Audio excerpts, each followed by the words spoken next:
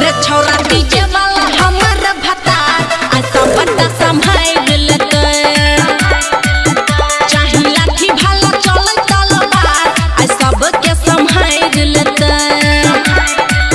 छोरा डीजे वाला हमर भता ऐसा बड़ा संभाल लेते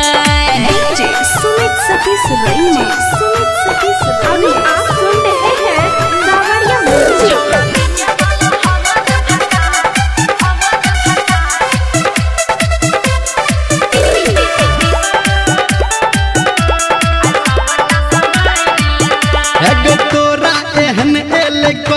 नचनिया हमरा ने बुझे छौरा ठंडा रे पनिया चल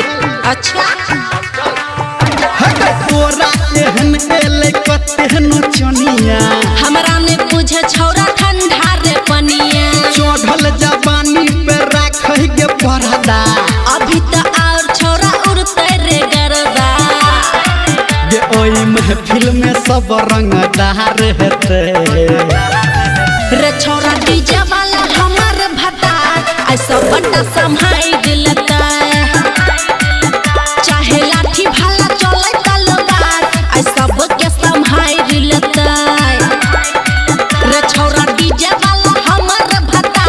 ऐसा बड़ा संभाल लेता डीजे सुमित सतीश रईमा मां गायत्री रिकॉर्डिंग स्टूडियो।